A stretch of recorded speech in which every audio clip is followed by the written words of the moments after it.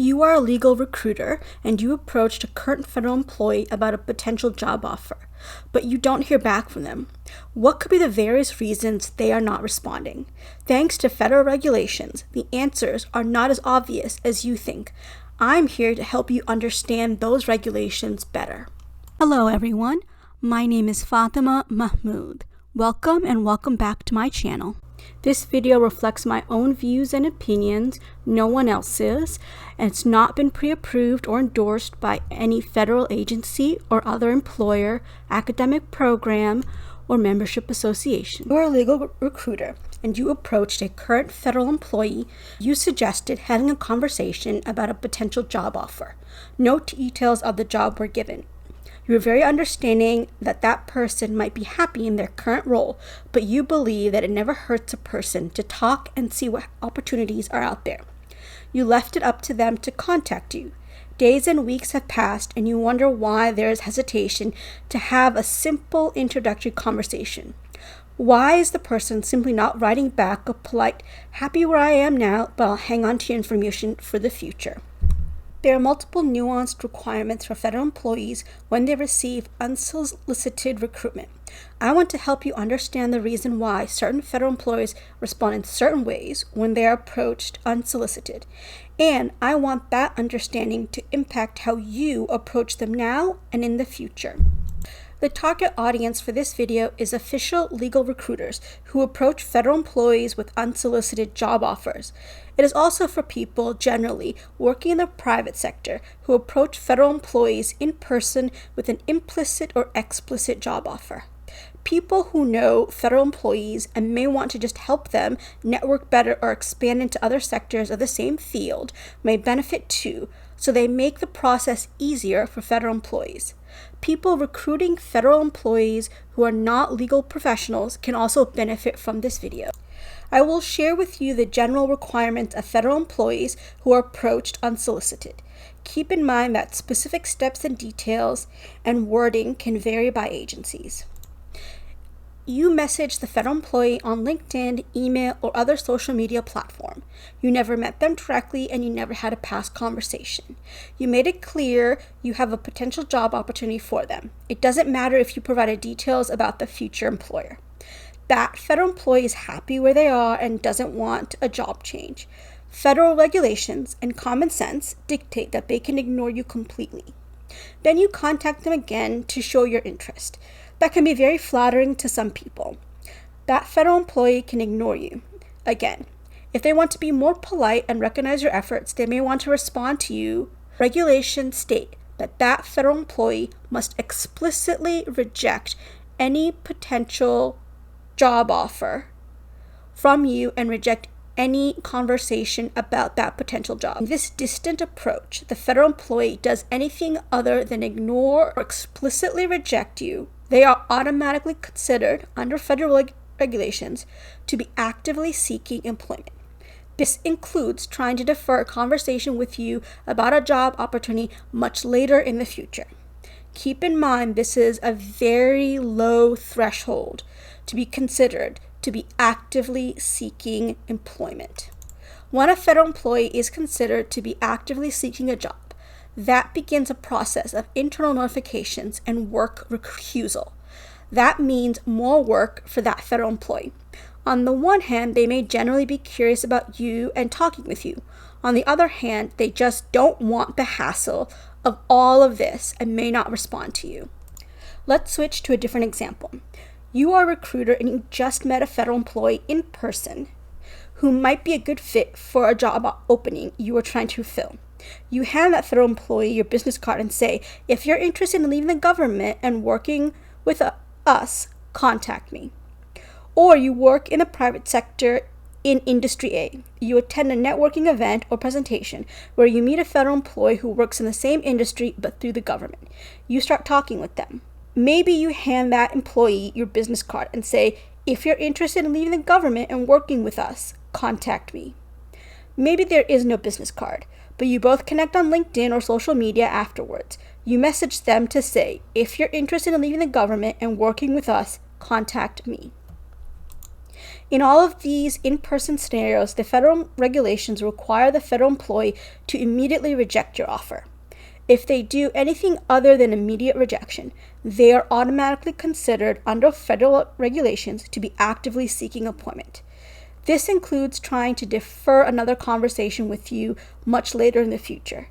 Keep in mind this is a very low threshold to be considered to be actively seeking employment. The line, "If you're interested in leaving the government and working with us, contact me," is considered in this context a job offer.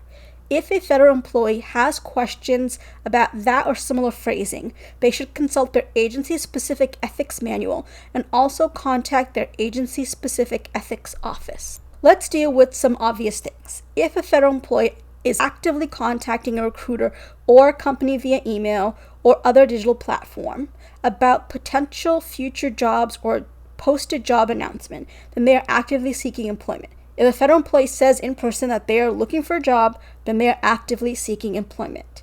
So that's something important to keep in mind. Let's return to what I mentioned earlier. When they are considered to be actively seeking a job, that begins a process of internal notifications and work recusal. Here are some general ways to understand those two things. Each agency may phrase the specifics differently. Some of these requirements may already exist in the private sector or nonprofit sector.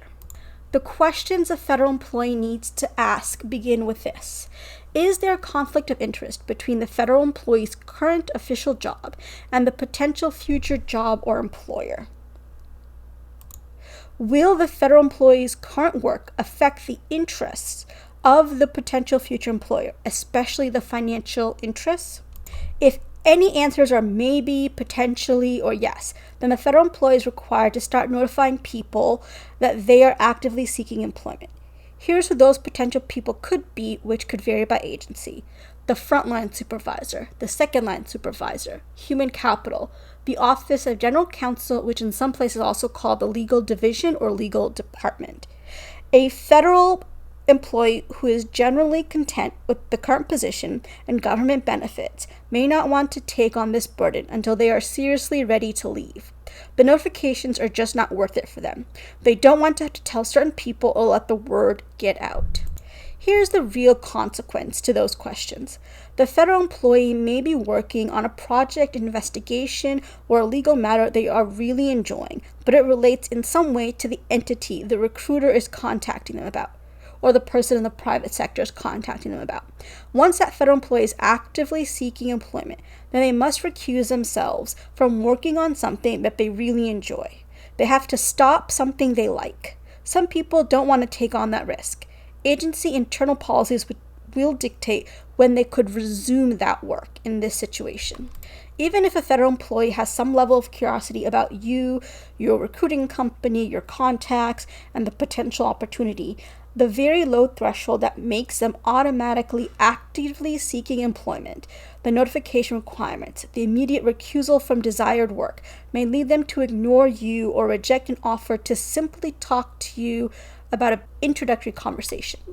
Here are alternative approaches to contacting federal employees that do not automatically put them in a situation where they have to reject you or actively considered seeking employment.